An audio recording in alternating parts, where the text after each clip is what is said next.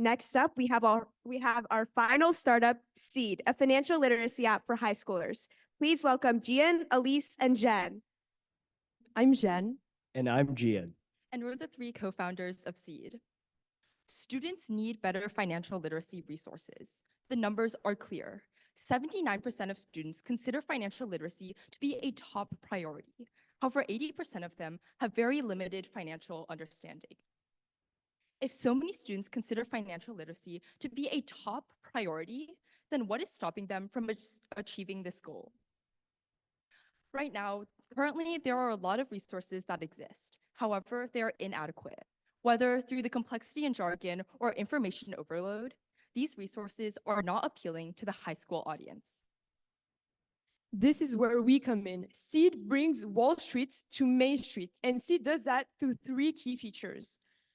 First, Seed is gamified, which makes the app simple and low burden. So Seed has short lessons with a maximum word count of 25 words per slides and 5 question quizzes at the end of each lesson. Seed also offers gamified features like streaks, lives, and coins. Application. Instead of merely explaining concepts, Seed relates the concept to the real world so that the users can understand them better. And Seed does that through a budgeting planner and tracker, along with a stock market simulator. Diversity of content. At the end of each lesson, Seed offers recommended lessons and modules with a wide range of topics so that the users can learn whatever they want to learn.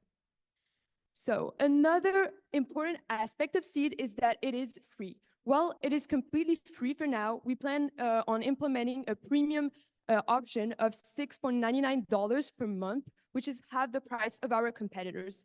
Seed can also advertise banks and brokerage platforms seeking for new users, given the fact that Seed has a young audience. Next, we have a demo video of our MVP. Users start in the Explore section where they get to choose from modules and submodules. Within each module are lessons that are formatted to be quick and easy to learn. And following each lesson is a brief, engaging way for memory and content retention. Just in the last month, 30 people signed up for our beta program. Beta testers expressed their satisfaction with Seed's bite-sized lessons, and some expressed their desire for a quick and easy way to review. And in response, we have recently added a new quiz feature to Seed. Seed's current target market is the 1,149 students here at Phillips Academy. Eventually, we plan to scale our platform to the 35,000 US boarding students and even to the 17.3 million high school students in the United States alone. The coming forth of the digital age meant that students are seeking new forms of education. The global M-learning market is forecasted to hit $230 billion in the next 5 years.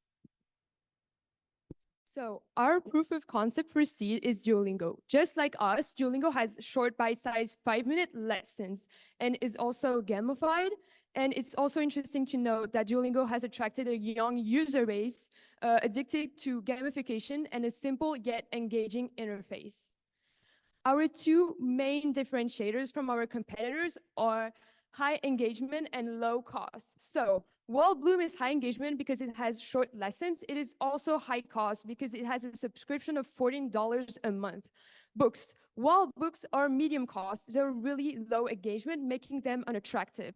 Then we have Investopedia. Investopedia is free, but it is really a text-dense format, and it's only a website, and websites are much less accessible than mobile apps. Then we have Fidelity Youth. So Fidelity Youth is free, but it only has one engaging feature, which is the chance to open a teen brokerage account, but it doesn't actually teach its users about financials and investing, for example. So Seed here finds the balance between high engagement and low costs. Looking forward, we aim to have more than 500 consistent users and upload 2 new lessons weekly by the end of Q4 of this year. And we are the perfect team to do this. Jen, Gian, and I are in a unique position to think from the perspective of our target audience and also interact directly with our market.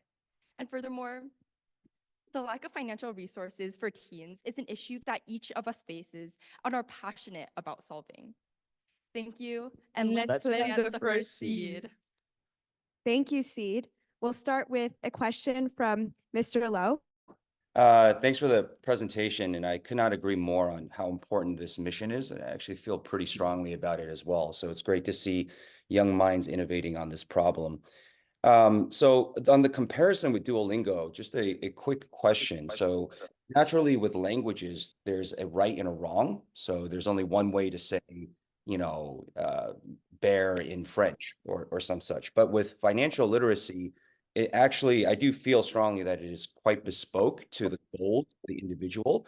So how you save or what products you use or the things that are going to be most relevant for you is going to be really determined by how much money you have, how much you're making, your current, kind of portfolio assets. I'm curious, when you, apply the lesson approach to students, are you going to implement any kind of tailoring around their needs or situations? Our curriculum is formatted in a way that we give the basic understanding to our users, but then they take that and apply it to their own lives in order to personalize it for themselves. So let's take, for example, our module about investing. Within each module, we have submodules, and an example is investing with impact, because we've identified that the rising generation wants to make a social impact, and we can do that with our investment portfolio. So by teaching them the basics of how they can apply their knowledge, they can personalize our curriculum to their own life.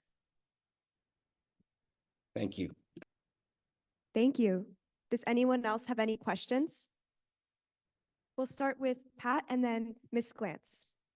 I'm wondering, focusing on the high school community makes a lot of sense, but have you considered if you have thousands or tens of thousands of high school students, not having them cancel their subscriptions when they graduate, as opposed to waiting 4 or 5 years when they might have a lot of disposable income for Seed to monetize? Basically extending the subscriptions beyond high school. I'm so sorry, could you re-explain the question, please? Sure. Right now you're focused on the high school population, which seems great. Have you considered carrying the subscription forward beyond high school so you continue to have them as customers when they're in college and then afterward gainfully employed? Yes, we actually have. Our MVP right now, which is our minimal viable product, is tailored towards the high school market because this is how we interact most directly with. However, we acknowledge that it isn't only teens who need gamification in order to stay engaged, but also adults. So in the future, we're looking to expand our market as well. Awesome. And then we'll have a final question from Ms. Glantz. Thanks, great presentation, guys. And it sort of picks up on Jeff's question, but where are you sourcing the content from? Because it's, again, not just, sorry for the echo, binary, yes, right or wrong, but there's so many different versions of explanations for financial concepts. How are you navigating that? As we were building the curriculum, we made sure to have different sources. So we have mainly our sources are from trusted websites. So for example, we have Investopedia as a source and multiple other news outlets or just from databases. And so for each lesson, we make sure that we have a wide diversity of sources and really trusted sources, but we write everything by ourselves. So as you could see in the video, every questions, everything that is written directly by us, but just the content in itself is from other trusted sources. And really quickly building off of that, we want to make sure that our information that we give is as credible and as reliable as possible. So as we expand our team in the future, we want to have someone whose job is to check that these resources are unbiased or provide a diverse and accurate information.